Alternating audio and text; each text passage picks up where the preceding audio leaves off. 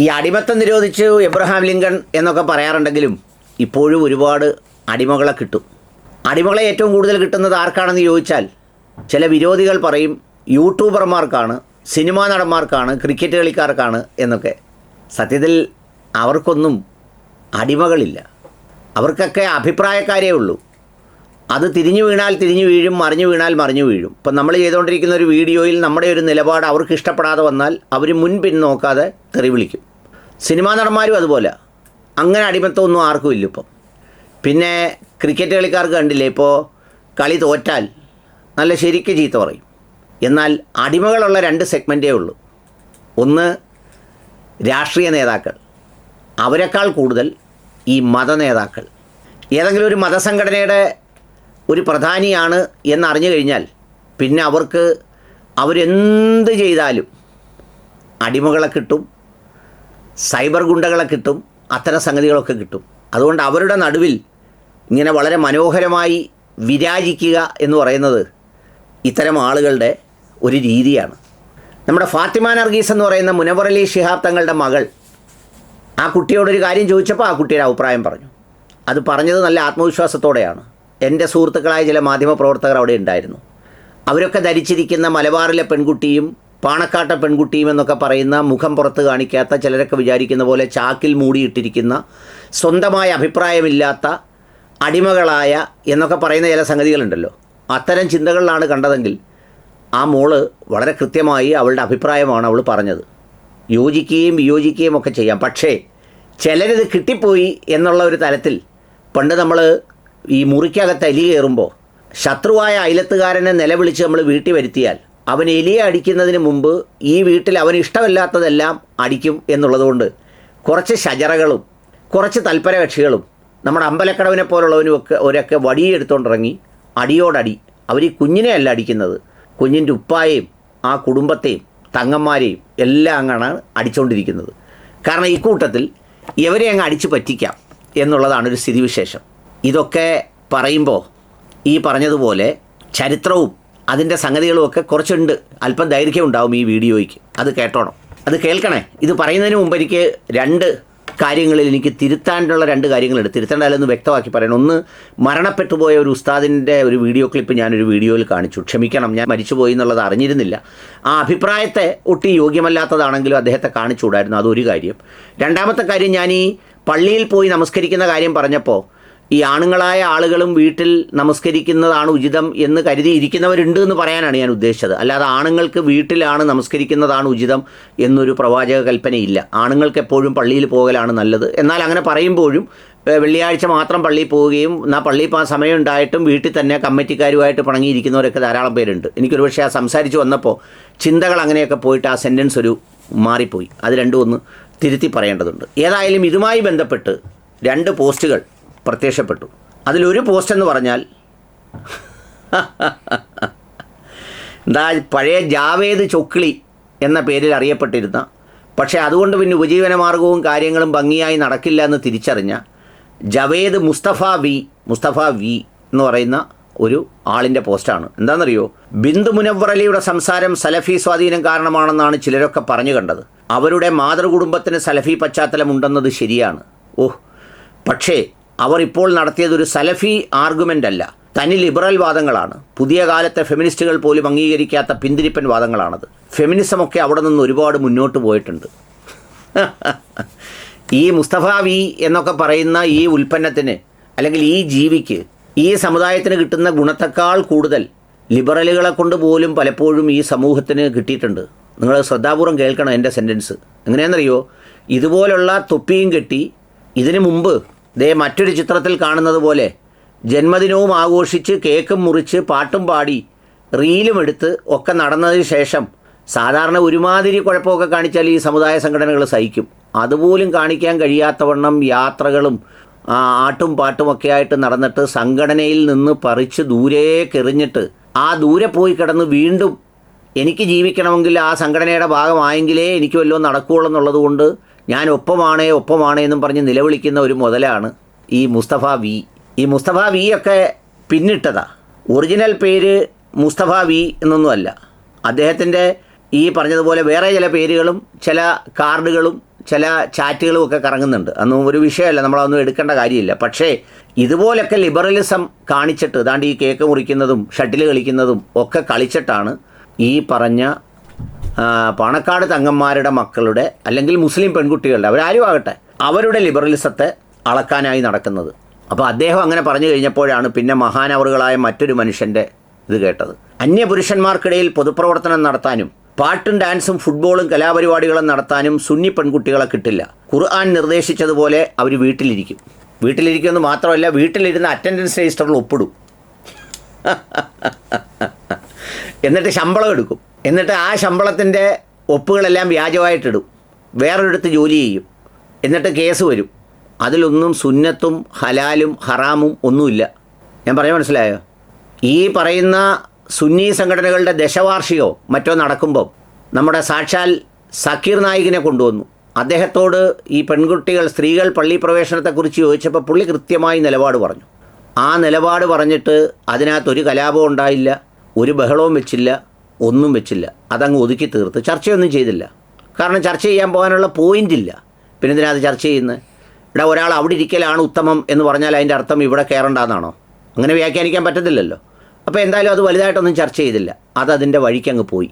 പക്ഷേ അത് ഇപ്പോൾ പാണക്കാട് തങ്ങന്മാരാരെങ്കിലും ഒന്ന് പറഞ്ഞാലുള്ള സ്ഥിതി എന്താ? ചാടി ഇറങ്ങൂലേ? മൗലാനാഹിൽ അമ്പലക്കടവിൽ ഹസനത്തുൽ ഹുസ്ന രംഗത്തിറങ്ങി ഇതുപോലെ അടിക്കൂലേ അന്യപുരുഷന്മാർക്കിടയിൽ? സത്യം പറഞ്ഞാൽ നിങ്ങൾക്കൊരു കാര്യം അറിയോ? ഈ സമൂഹത്തിൽ ലിബറലുകളെ ഇത്രയും സൃഷ്ടിച്ചതും മുസ്ലിം പേരുകാരെ മൊത്തം നിരീശ്വരവാദികളാക്കിയതിനും പിന്നിൽ ഇയാളെപ്പോലെയൊക്കെ ഉള്ള യാതൊരു വിവേകവും ഒന്നുമില്ലാത്ത ഇസ്ലാം മതം എന്ന് പറയുന്നത് നമ്മൾ പറയുന്നത് പോലെ സ്ത്രീയെ പുറത്തിറങ്ങാത്ത മതമാണെന്നും കറുത്ത ചാക്കുകെട്ടിനകത്ത് കെട്ടിവെക്കേണ്ടതാണെന്നും പറഞ്ഞ 10 പൈസയുടെ വിവരവും 10 പൈസയുടെ സംസ്കാരവും ഇല്ലാത്ത പ്രസ്താവനകളാണ് എന്നതാണ് ചരിത്രം. യഥാർത്ഥ ഇസ്ലാമിൻ്റെ ചരിത്രം എന്താ? യഥാർത്ഥ ഇസ്ലാം എവിടെയാണ് നിൽക്കുന്നത്? അതുകൂടെ ഒന്ന് മനസ്സിലാക്കണമല്ലോ. യഥാർത്ഥ ഇസ്ലാമിൽ സ്ത്രീകൾക്ക് നൽകിയിട്ടുള്ള സ്ഥാനം എന്താ? പ്രവാചക കാലഘട്ടത്തിൽ തുടങ്ങാം. പ്രവാചക പത്നി ഖദീജ റളിയല്ലാഹു അൻഹ 1-ാം നമ്പർ കച്ചവടക്കാരിയായിരുന്നു, ബിസിനസ്സുകാരിയായിരുന്നു. പ്രവാചകൻ ആ കച്ചവട സംഘത്തിൻ്റെ ഭാഗമായിരുന്ന ആളാണ്. എല്ലാവർക്കും അറിയാവുന്ന ചരിത്രമാണല്ലോ. കച്ചവടം ചെയ്യാൻ ഇന്നത്തെ പോലെ IT-യും അല്ലെങ്കിൽ സോഫ്റ്റ്വെയറും വീട്ടിലിരുന്നുകൊണ്ട് നിയന്ത്രിക്കുന്ന സംവിധാനമൊന്നുമില്ല. നേർക്ക് നേരെ പ്രവാചക പത്നി വ്യാപാരത്തിൽ ബന്ധപ്പെട്ടിരുന്ന ആളാണ്. അത് സുന്നി അംഗീകരിക്കുമോ അങ്ങനെ ഒരു പ്രവാചക പത്നിയെക്കുറിച്ച്? ഇനി കേൾക്കണോ? ഐഷ റളിയല്ലാഹു അൻഹ ഇസ്ലാമിക് ജൂറിസ്പ്രുഡൻസിനെ കുറിച്ച് ഏറ്റവും ശ്രദ്ധേയമായ അഭിപ്രായങ്ങൾ പറഞ്ഞതും അത് ഇസ്ലാമിൻ്റെ ജൂറിസ്പ്രുഡൻസായി മാറിയതും ഐഷ റളിയല്ലാഹു അൻഹയുടെ അഭിപ്രായത്തിലൂടെയാണ്. 2000-ലധികം ഹദീസുകൾ റിപ്പോർട്ട് ചെയ്ത ഐഷ റളിയല്ലാഹു അൻഹ.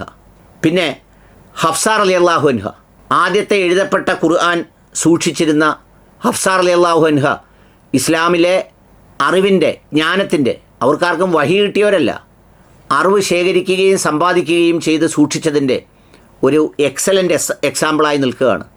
ഉമ്മ സൽമ റളിയല്ലാഹു അൻഹ ഇസ്ലാമിക രാഷ്ട്രീയ പരിജ്ഞാനത്തിൻ്റെ, പൊളിറ്റിക്കൽ ഇൻസൈറ്റിൻ്റെ ഏറ്റവും പ്രധാനപ്പെട്ട ഒരു വനിതാരത്നമായിട്ടാണ് കാണുന്നത്.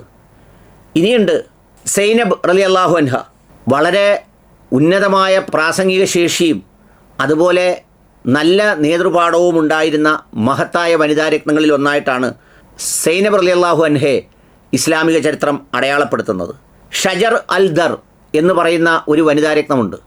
കുരിശ് യുദ്ധകാലത്ത് ഈജിപ്തിനെ നയിച്ച ധീരയും കരുത്തുറ്റ ഭരണാധികാരിയുമായ ഒരു ഇസ്ലാമിക ചരിത്രത്തിൽ അടയാളപ്പെടുത്തപ്പെട്ട മറ്റൊരു വനിതാരത്നമാണ് ഈ സഹോദരി ഐഷ ബിന്ത് അബ്ദുറഹ്മാൻ. ഈ ഐഷ എന്ന് പറയുന്ന മഹദി ഈജിപ്തിനെ കേന്ദ്രീകരിച്ചാണ്.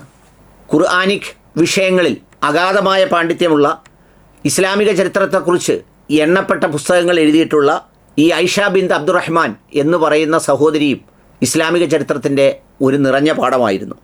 സുബൈദ ബിന്ത് ജാഫർ, അബ്ബാസിദ് കാലഘട്ടത്തിലുണ്ടായിരുന്ന ആ സഹോദരി ചാരിറ്റിയും അതുപോലെ പബ്ലിക് അഡ്മിനിസ്ട്രേഷനിലും ഒക്കെ ഏറ്റവും കൂടുതൽ പ്രവർത്തിച്ചിട്ടുള്ള ഒരു വനിതയാണ്.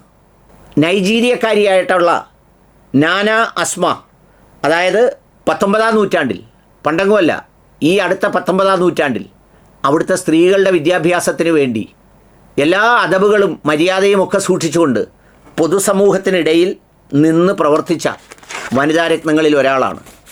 നുസൈബ ബിന്ത് കഅബ് റളിയല്ലാഹു അൻഹ. പോരാളികളുടെ പേരുകളാണ് ഇനി ഇസ്ലാമിക ചരിത്രത്തിലെ. ഉഹുദ് യുദ്ധത്തിലും ഖൈബർ യുദ്ധത്തിലും നേർക്ക് നേരെ പോരാടി നുസൈബ റളിയല്ലാഹു അൻഹ. പ്രവാചകന് സംരക്ഷണ വലയം തീർക്കുന്നതിൽ നുസൈബ റളിയല്ലാഹു അൻഹ പ്രവർത്തിച്ചിരുന്നതിൻ്റെ ചരിത്രം ഇസ്ലാമിലെ തിളങ്ങുന്ന ഒരു അധ്യായമായിരുന്നു. ഖൗല റളിയല്ലാഹു അൻഹ അസാമാന്യ പോരാളിയായിരുന്നു. ബൈസാൻഡിയൻ യുദ്ധത്തിൽ അവർക്കെതിരെ നേർക്ക് നേരെ നിന്ന് പോരാടി ഹെൽമറ്റും വാളുമൊക്കെ ധരിച്ചുകൊണ്ട് പോരാടിയപ്പോൾ അതൊരു മെയിൽ ജനറലാണ് എന്ന് പോലും എതിരാളികൾ സംശയിച്ചു എന്ന് പറയുന്ന അത്രയും പോരാട്ട വീര്യമുള്ള ഒരു പോരാളിയായിരുന്നു ഖൗല റളിയല്ലാഹു അൻഹ. സഫിയ റളിയല്ലാഹു അൻഹ പ്രവാചകൻ്റെ അമ്മായിയാണ്. മഹദിയും ഒരുപാട് യുദ്ധങ്ങളിൽ പങ്കെടുത്തിട്ടുണ്ട്. ആ യുദ്ധത്തിൽ വെച്ചൊരു ജൂതചാരനെ കൊന്ന ചരിത്രമൊക്കെ ഇസ്ലാമിൽ ധാരാളമായി പറഞ്ഞിട്ടുണ്ട്, രേഖപ്പെടുത്തപ്പെട്ടിട്ടുണ്ട്. അസ്മാ റളിയല്ലാഹു അൻഹ യർമുക്ക് യുദ്ധത്തിൽ പങ്കെടുത്തു.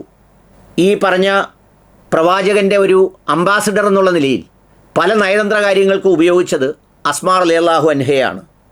ഉമ്മു ഹറം റളിയല്ലാഹു അൻഹ നേവൽ എക്സ്പെഡീഷൻ്റെ കാര്യത്തിൽ ഒരുപക്ഷെ ചരിത്രത്തിലെ ഒരു നേവൽ മാർട്ടിയർ, ഒരു രക്തസാക്ഷി എന്നറിയപ്പെടുന്ന തൻ്റെ ജീവൻ ബലിയർപ്പിച്ച ഒരു പോരാളിയായിരുന്നു ഉമ്മു ഹറം റളിയല്ലാഹു അൻഹ. ഉമ്മു സുലൈം റളിയല്ലാഹു അൻഹ ഹുനൈൻ യുദ്ധത്തിൽ പോരാടിയ ശ്രേഷ്ഠയായ വനിതയാണ്.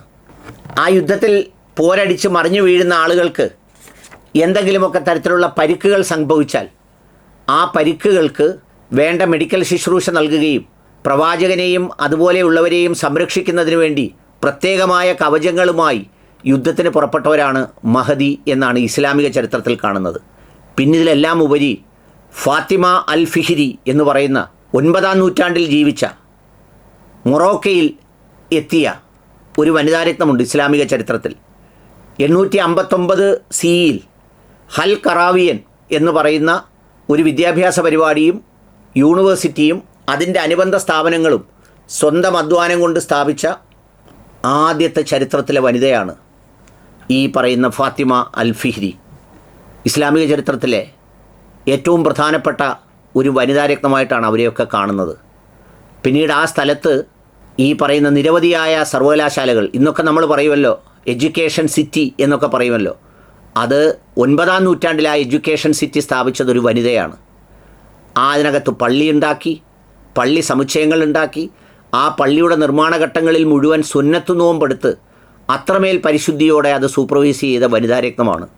ഇവരൊക്കെയാണ് യുദ്ധത്തിൻ്റെയും നയതന്ത്രത്തിൻ്റെയും ഉപദേശങ്ങളുടെയും വിദ്യാഭ്യാസത്തിൻ്റെയും ഒക്കെ ഏറ്റവും പ്രധാനപ്പെട്ട വനിതാരത്നങ്ങൾ.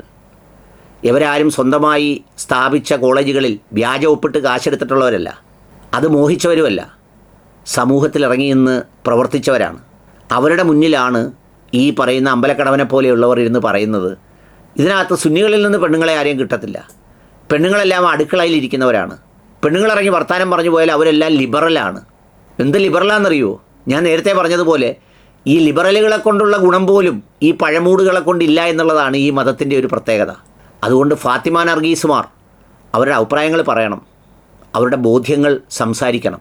അത്തരം ബോധ്യപ്പെടലുകളിൽ നിന്നാണ് ഈ പറയുന്ന ഇവർ മൂടി വച്ചിരിക്കുന്ന പലതും പുറത്തു വന്നതും ആ പുറത്തെ പ്രകാശത്തിൽ പലരും സത്യം കണ്ടതും. ഇസ്ലാമിനെ പഠിക്കുന്നവരെന്താ പഠിക്കുന്നത്? ഇപ്പോൾ ഉദാഹരണത്തിന് ചിലർ പറയുമല്ലോ നിക്കാബ് പോലെ മുഴുവൻ ഇങ്ങനെ മറച്ചിട്ടുകൊണ്ട് നടക്കുന്ന ചിലർ, കണ്ണ് മാത്രം കാണുന്നത്. ഇസ്ലാമിലെ ഒരു നിർബന്ധവുമില്ലാത്ത രണ്ടഭിപ്രായങ്ങളുള്ള ഒരു കൂട്ടർ ചെയ്തുകൂടെന്ന് പറയുന്ന ഒരു പ്രധാനപ്പെട്ട സംഗതിയാണ് ആ സംഗതി. അതിപ്പോൾ ഇട്ടുകൊണ്ട് നടക്കുന്നത് വലിയൊരു സംഗതിയായിട്ടാണ്. അതുകൊണ്ട് വല്ല കാര്യമുണ്ടോ?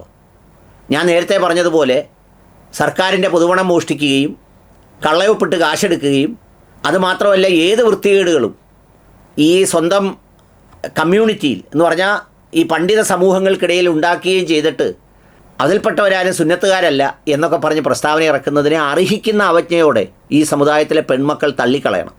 നിങ്ങൾ ചിന്താഗതികൾ ഇസ്ലാമിനെ ആഴത്തിൽ പഠിക്കണം. അതിൽ സ്ത്രീകൾക്ക് നൽകിയിരുന്ന സ്ഥാനത്തെക്കുറിച്ച് പഠിക്കണം. ഒരു പെൺകുഞ്ഞിന് ഭ്രൂണാവസ്ഥ മുതൽ നൽകിയ സംരക്ഷണത്തെക്കുറിച്ച് പഠിക്കണം. അതുകൊണ്ട് ഇവരുടെ കയ്യിലൊക്കെ ആയിരുന്നു മതമെങ്കിൽ ഇവരെന്തൊക്കെ ചെയ്യുമായിരുന്നു എന്നുള്ളത് ഇപ്പോൾ അവരുടെ കയ്യിലൊരു കിട്ടിയിരിക്കുന്ന ഒരു പള്ളിക്കൂടത്തിനകത്ത് നോക്കിയാൽ മതി. അതാണ് സത്യം.